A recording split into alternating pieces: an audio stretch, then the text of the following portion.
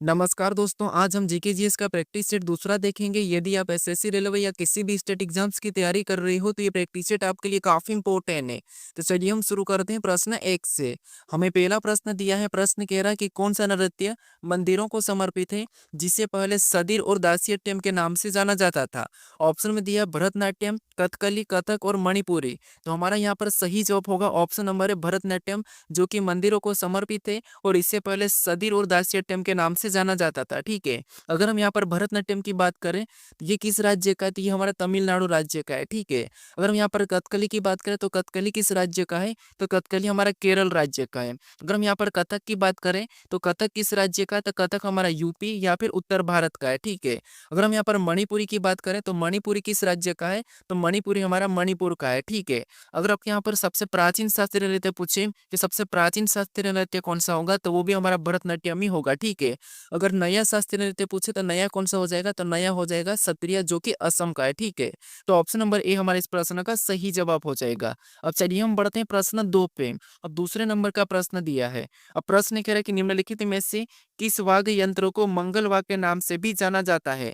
तो ऑप्शन में दिया है शहनाई दिया है, तबला दिया है, संतूर दिया है और डमरू दिया है। तो किस वाद्य यंत्र को मंगल वाद्य के नाम से जाना जाता है? तो वो होगा शहनाई। ऑप्शन नंबर ए हमारा इस प्रश्न का सही जवाब होगा। ठीक है।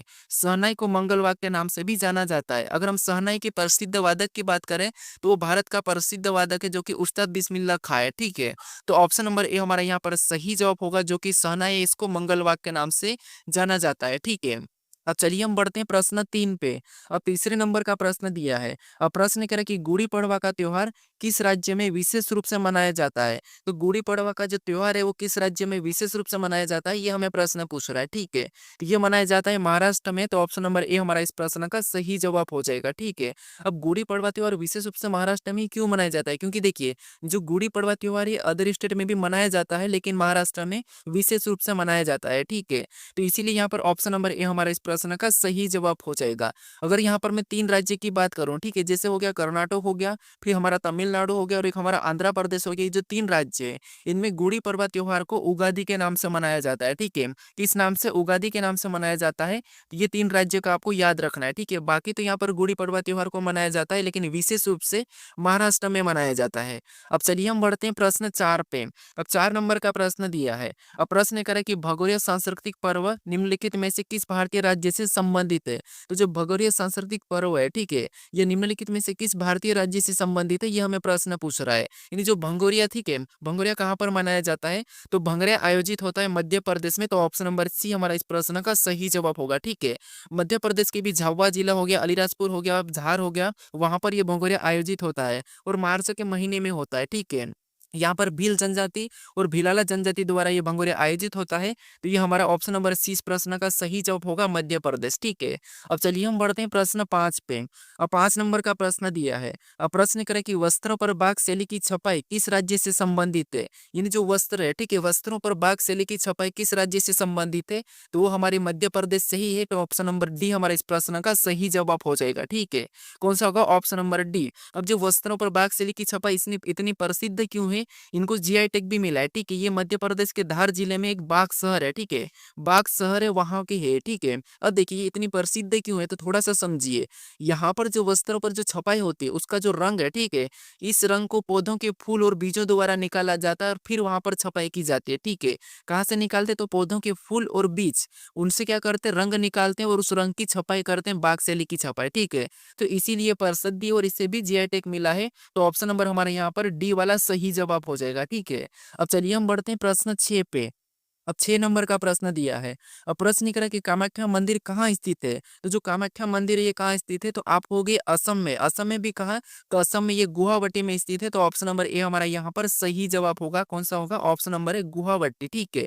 अब देखिए, अगर हम यहाँ पर कोहिमा की बात करें तो कोहिमा एक राजधानी और किसकी है? तो आपको हो गए ये हमारे नागालैंड की राजधानी है। अगर यहाँ पर इम्फाल की बात करें तो ये किसकी राजधानी? तो ये इम्फाल हमारी मणिपुर की है। अगर हम अगरतला की बात करें तो अगरतला किसकी राजधानी है? तो आपको ये हमारी त्रिपुरा की है, ठीक है। तो आपको हर राज्य की राजधानी भी पता होना चाहिए। अब चलिए हम बढ़ते हैं प्रश्न 7 पे। अब 7 नंबर का प्रश्न दिया है। अब प्रश्न कह रहा है कि काली टाइगर रिजर्व निम्नलिखित में से किस राज्य से संबंधित है, ठीक है। जो काली टाइगर रिजर्व है, ये निम्नलिखित में से किस राज्य से संबंधित है, ये हमें प्रश्न पूछ रहा है। तो जो काली टाइगर रिजर्व है, किस राज्य से है, किस राज्य में, तो ये हमारा कर्नाटक में, तो ऑप्शन नंबर बी वाला हमारे यहाँ पर सही जवाब होगा, ठीक है। इससे पहले किस नाम से जाना जाता था, ये भी आप मुझे कमेंट करके बताइए। जब भी आपको मैं कमेंट करने के लिए कहूँ तो आप तुरंत मुझे कमेंट करके बताइए कि यहाँ पर इसका ये होगा, ठीक है।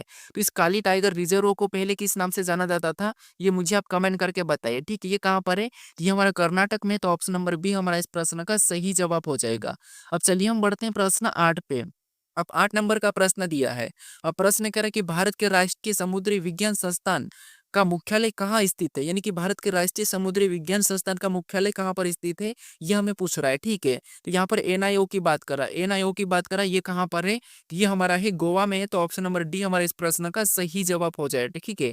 क्या हो जाएगा, ऑप्शन नंबर डी गोवा। ये जो भारतीय के राष्ट्रीय समुद्री विज्ञान संस्थान, ये कहाँ पर है, इसका मुख्यालय कहाँ पर है, तो ये गोवा में है। तो ऑप्शन नंबर डी हमारा इस प्रश्न का सही जवाब होगा, ठीक है। अगर इसकी स्थापना की बात करें तो इसकी स्थापना कब हुई एनआईओ की, तो ये हुई थी 1 जनवरी। कब हुई थी, 1 जनवरी 1966 को, ठीक है। 1 जनवरी 1966 को ये भी याद रखना, आपको स्थापना भी पूछ सकता है, ठीक है। तो राष्ट्रीय समुद्री विज्ञान संस्थान, ये कहाँ, इसका मुख्यालय कहाँ पर है, तो आप कहोगे गोवा में है। और इसकी स्थापना कब हुई, तो 1 जनवरी 1966 को ही है, ठीक है। तो ऑप्शन नंबर डी हमारे इस प्रश्न का सही जवाब हो जाएगा। अब चलिए हम बढ़ते हैं प्रश्न 9 पे।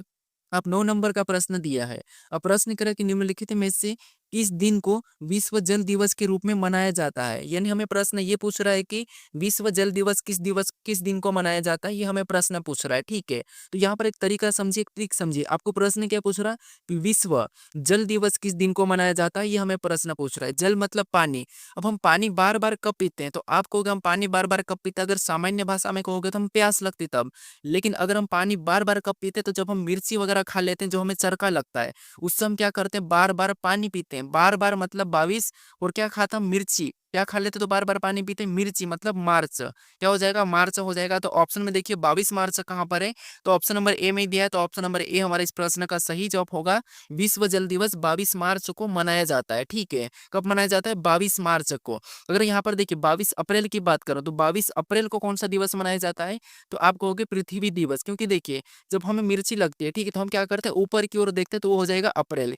क्या हो जाएगा, अप्रैल हो जाएगा। तो 22 अप्रैल को पृथ्वी दिवस मनाया जाता है। अब चलिए हम बढ़ते हैं प्रश्न 10 पे। अब 10 नंबर का प्रश्न दिया है। अब प्रश्न करे कि भारत के किस राज्य में सूर्य उदय सबसे पहले दिखाई देता है, यानी जब सूर्य उगता है, ठीक है, तो भारत के किस राज्य में सबसे पहले दिखाई देता है, यह हमें प्रश्न पूछ रहा है। तो वो दिखाई देता है, ऑप्शन नंबर है अरुणाचल प्रदेश में, ठीक है। भारत में जो सूर्य उगता है, तो भारत में किस राज्य में सबसे पहले दिखाई देता है, तो वो दिखाई देता है अरुणाचल प्रदेश में। तो ये ऑप्शन नंबर ए हमारे इस प्रश्न का सही जवाब हो जाएगा, ठीक है। यहाँ पर भी एक गांव है, वहां पर सबसे पहले दिखाई देगा, जिसका गांव का नाम है डोंग गांव है, ठीक है। कौन सा, जो कि भारत का सबसे पूर्वी गांव माना जाता है और पूर्वी गांव कहते हैं, वो कौन सा गांव हो जाएगा, तो वो हो जाएगा डोंग, ठीक है। तो ऑप्शन नंबर ए हमारा यहाँ पर सही जवाब होगा अरुणाचल प्रदेश। अब चलिए हम बढ़ते हैं प्रश्न 11 पे। अब 11 नंबर का प्रश्न दिया है। अब प्रश्न करे कि बांग्लादेश का राष्ट्रीय फल कौन सा है, यानी जो बांग्लादेश है, ठीक है, उसका राष्ट्रीय फल कौन सा है, वहां का राष्ट्रीय फल कौन सा है, ये हमें प्रश्न पूछ रहा है। अब आप कहोगे हम यहाँ पर अदर देश की क्यों पढ़े जीके, तो आपको देखिए भारत के जो पड़ोसी देश है उनके बारे में आपको बेसिक नॉलेज होना ही चाहिए, क्योंकि पड़ोसी देश से भी प्रश्न बनते हैं, इसीलिए आपको पड़ोसी देश के बारे में पढ़ना है। और बांग्लादेश भारत का पड़ोसी देश है, ठीक है। तो बांग्लादेश का राष्ट्रीय फल कौन सा है, तो आप कहोगे वो है कटहल। तो ऑप्शन नंबर डी हमारा इस प्रश्न का सही जवाब हो जाएगा, ठीक है। कौन सा है, कटहल। और कटहल हमारा और भी राज्य का है, तो कौन सा है, तो आपको कहोगे श्रीलंका का भी है, ठीक है। कहाँ का है, श्रीलंका का भी है। अगर यहाँ पर अनार की बात करें, तो अनार हमारा अफगानिस्तान का है।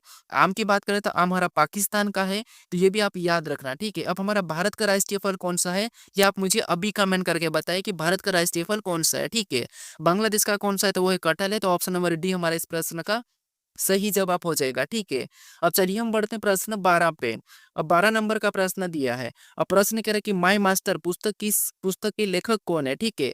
माई मास्टर पुस्तक के लेखक कौन है, तो इसका हमारा सही जवाब क्या होगा, सोचिए फटाफट से। आप भी ऑप्शन लगाए कि कौन सा हो सकता है, अपनी ओर से सोचोगे तो आप प्रश्न सोल्व करना सीखोगे, ठीक है। तो माई मास्टर पुस्तक के लेखक कौन है, तो वो है स्वामी विवेकानंद। तो ऑप्शन नंबर ए हमारे इस प्रश्न का सही जवाब होगा, ठीक है। हर प्रश्न को पढ़ते ही आपको क्या करना है, सोचना है कि इसका सही जवाब क्या है। है और आपको फास्ट सोचना है ताकि आपकी प्रैक्टिस अच्छी सी हो जाए, ठीक है। अब चलिए हम बढ़ते हैं प्रश्न 13 पे। अब 13 नंबर का प्रश्न दिया है। अब प्रश्न कह रहा है कि मैराथन दौड़ की दूरी कितनी होती है? जो मैराथन दौड़ होती है वहाँ की दूरी कितनी होती है, यानी कि मैराथन में कितनी दूरी होती है, ये हमें प्रश्न पूछ रहा है, ठीक है। तो मैराथन दौड़ में दूरी कितनी होती है, तो वो होती है 42.195 किलोमीटर, ठीक है।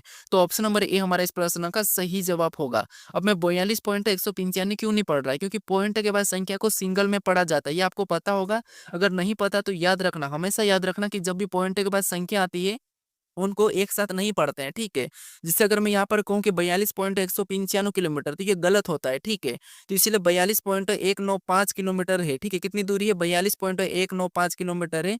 तो ऑप्शन नंबर ए हमारा इस प्रश्न का सही जवाब होगा और पॉइंट के बाद संख्या को हमेशा सिंगल में पढ़ना है, ठीक है। अब चलिए हम बढ़ते हैं प्रश्न 14 पे। अब 14 नंबर की बात करें, अगर देखिए आपको यहाँ पर आपको गज का पूछे तो गज क्या बताओगे? 26 गज, ठीक है। 26 गज बताना, गज क्या है तो 26 गज बता देना है, ठीक है।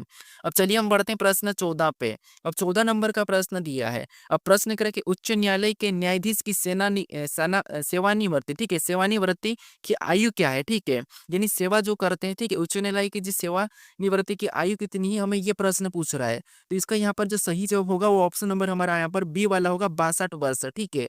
उच्च न्यायालय के न्यायाधीश की सेवानिवृत्ति कितनी है, सेनावर्ती की आयु कितनी है, तो आप कहोगे वो है ऑप्शन नंबर बी, 62 वर्ष है, ठीक है। पहले इसकी कितनी थी, तो पहले इसकी 60 थी, लेकिन 1963 में लगभग इसको बढ़ाकर कितना कर दिया, 62 कर दिया, ठीक है। अब देखिए अगर हम यहाँ पर उच्च न्यायालय की बात करें तो ये सबसे पुराना कहाँ पर है, तो सबसे पुराना तो आप कहोगे कोलकाता में था। कहाँ पर था? कोलकाता में था।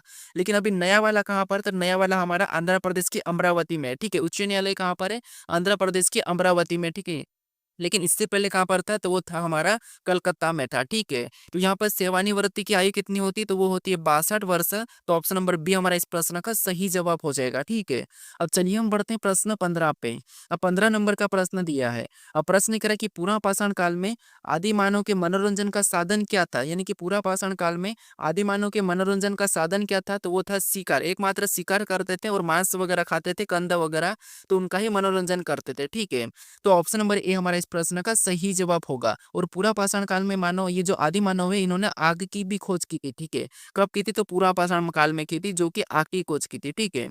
तो हमारा ऑप्शन नंबर ए इस प्रश्न का सही जवाब हो जाएगा। अब चलिए हम बढ़ते हैं प्रश्न 16 पे। अब 16 नंबर का प्रश्न दिया है। अब प्रश्न कह रहा है कि निम्नलिखित में से किसने खरोष्टी लिपि को पढ़ा था, यानी निम्नलिखित में से किसने खरोष्टी लिपि को पढ़ा था, ये हमें प्रश्न पूछ रहा है। जो खरोष्टी लिपि है, ठीक है, जो खरोष्टी लिपि है ये एक प्राचीन लिपि है और इसे दाएं से बाईं की ओर लिखते हैं, यानी कि जैसे इधर से लिखते हुए इधर आएंगे, वो कौन सी लिपि हो, तो वो खरोष्टी लिपि और ये सबसे प्राचीन लिपि मानी जाती है, ठीक है। तो इसको सबसे पहले किसने पढ़ा था, तो वो पढ़ा था जेम्स प्रिंसेस ने। तो ऑप्शन नंबर डी हमारा इस प्रश्न का सही जवाब हो जाएगा, ठीक है।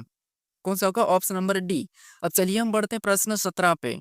अब 17 नंबर का प्रश्न दिया है। अब प्रश्न करें कि पारंपरिक हिंदू धर्म के भारतीय साहित्य में कितने वेद है, ठीक है। यानी पारंपरिक हिंदू धर्म के भारतीय साहित्य में कितने वेद है, हमें यह प्रश्न पूछ रहा है। तो आपको पता है यहाँ पर वेदों की संख्या कितनी है, तो वो 4 है। तो ऑप्शन नंबर ए हमारा इस प्रश्न का सही जवाब हो जाएगा, ठीक है। अब कौन कौन से वेद है, तो ये तो आपको पता ही होगा।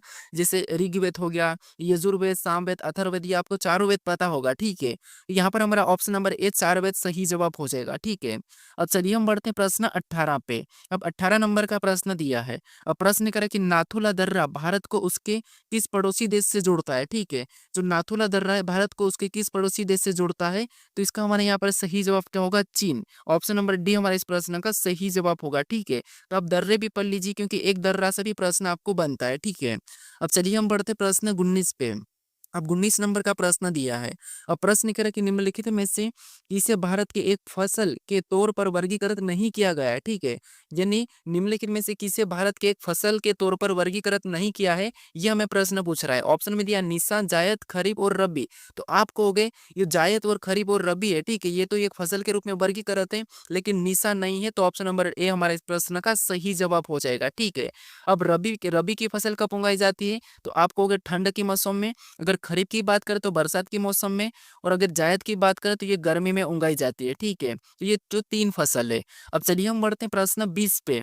अब 20 नंबर का प्रश्न दिया है। अब प्रश्न करें कि भारत में 10 रुपए के नोट कौन जारी करता है, यानी कि भारत में 10 रुपए के नोट को कौन जारी करता है, ये हमें प्रश्न पूछ रहा है। ठीक है, तो इसका करता है भारतीय रिजर्व बैंक का, तो ऑप्शन नंबर सी हमारा इस प्रश्न का सही जवाब होगा। ठीक है, अब 10 रुपए के नोट पर किस मंदिर का चित्र है, तो आप कहोगे कोणार्क मंदिर का चित्र है। और कोणार्क मंदिर कहाँ पर है, तो कोणार्क मंदिर हमारा ओडिशा में है। तो ऑप्शन नंबर हमारे यहाँ पर कौन सा वाला, सी वाला सही जवाब होगा, भारतीय रिजर्व बैंक का। ठीक है, अब चलिए हम बढ़ते हैं प्रश्न 21 पे। अब 21 नंबर का प्रश्न दिया है। अब प्रश्न कह रहा है कि सूर्य द्वारा उत्सर्जित प्रकाश का रंग क्या है, यानी कि सूर्य का जो प्रकाश है उसका रंग क्या है, ये हमें प्रश्न पूछ रहा है। ठीक है, ये एसएससी में पूछा था। तो जो सूर्य का रंग है वो कौन सा है, तो वो है सफेद है। तो ऑप्शन नंबर डी हमारा इस प्रश्न का सही जवाब होगा। ठीक है, ज्यादातर लोग क्या बताते हैं, पीला बताते हैं या फिर लाल बताते हैं। ठीक है, लेकिन सूर्य का जो वास्तविक रंग है तो वो कौन सा है, तो वो हमारा होगा वो होगा सफेद। ठीक है, तो ऑप्शन नंबर डी हमारा इस प्रश्न का सही जवाब होगा। अगर आप सूर्य के प्रकाश में एक प्रिज्म को रखो, प्रकाश को प्रिज्म से निकालोगे तो इस प्रिज्म से आपको 7 रंग निकलते हुए दिखाई देंगे अलग अलग, लेकिन इसका वास्तविक रंग क्या है, तो वास्तविक रंग आपका क्या है, तो वो सफेद ही है। ठीक है, कौन सा है, सफेद है। तो ऑप्शन नंबर डी इस प्रश्न का सही जवाब हो जाएगा। अब चलिए हम बढ़ते हैं प्रश्न 22 पे। अब 22 नंबर का प्रश्न दिया है। अब प्रश्न कह रहा है कि निम्नलिखित में से कौन सा विटामिन सी का सबसे बड़ा स्रोत है। ठीक है, यानी विटामिन सी का सबसे बड़ा स्रोत कौन सा है, ये हमें प्रश्न पूछ रहा है। तो विटामिन सी तो आपको पता है जो कि खट्टी चीजों में पाया जाता है। तो खट्टी चीज यहाँ पर क्या दिखाई दे रही है, तो आपको हो गया ऑप्शन नंबर है नींबू, जो कि क्या है, खट्टा है। तो ऑप्शन नंबर ए हमारा यहाँ पर सही जवाब हो जाएगा। ठीक है, अब चलिए हम बढ़ते हैं प्रश्न 23 पे। अब 23 नंबर का प्रश्न दिया है। अब प्रश्न कह रहा है कि थक्का बनाने की प्रक्रिया में, यानी कि थक्का बनाने की प्रक्रिया के कारण घाव से रक्त स्त्राव बंद होना क्या कहलाता है, यानी जब थक्का बनने की प्रक्रिया के कारण घाव से रक्त स्त्राव बंद होना क्या कहलाता है, ये हमें प्रश्न पूछ रहा है। ठीक है, तो वो कहलाता है स्कंदन। तो ऑप्शन नंबर डी हमारा इस प्रश्न का सही जवाब होगा, क्या कहलाता है, स्कंदन। जब रक्त का थक्का बन जमने का जो सहायक है वो कौन सा विटामिन है, तो वो विटामिन के है। तो ये भी याद रखना है। ठीक है, जो कि रक्त का थक्का बनाने में सहायक है। ठीक है, अब चलिए हम बढ़ते हैं प्रश्न 24 पे। अब 24 नंबर का प्रश्न दिया है। अब प्रश्न करें कि पृथ्वी की त्रिज्या कितनी है, तो जो पृथ्वी की त्रिज्या है, ठीक है, वो कितनी है, तो यहाँ पर ऑप्शन में दिया है, सोचिए कि कितनी है। ऑप्शन से लगाए, आप खुद से भी ऑप्शन लगाइए और सोचिए कि कितनी है। तो जो पृथ्वी की त्रिज्या है वो कितनी है, तो वो है 6371 किलोमीटर है। तो ऑप्शन नंबर ए हमारे इस प्रश्न का सही जवाब हो जाएगा। ठीक है, अब चलिए हम बढ़ते हैं प्रश्न 25 पे। अब 25 नंबर का प्रश्न दिया है। अब प्रश्न क्या है कि निम्नलिखित में से ब्रह्मांड के लिए दूसरा शब्द कौन सा है, यानी कि ब्रह्मांड को दूसरे शब्द से, यानी कि दूसरे किस नाम से जानते हैं, ये हमें प्रश्न पूछा है। ठीक है, तो ब्रह्मांड को हम दूसरा कौन से नाम से जानते हैं, तो वो जानते हैं हम कोस्मोस। तो ऑप्शन नंबर हमारे यहाँ पर बी वाला सही जवाब होगा, कोस्मोस। ठीक है, तो ये वीडियो आपको कैसा लगा ये मुझे कमेंट करके बताइए। अगर आप इस चैनल को अगर सब्सक्राइब नहीं कर रहे हो तो इस चैनल को जरूर सब्सक्राइब कर लीजिए। ठीक है, और अपने दोस्त तक भी इस वीडियो को शेयर कर दीजिए। अब चलिए हम मिलते हैं नेक्स्ट वीडियो में।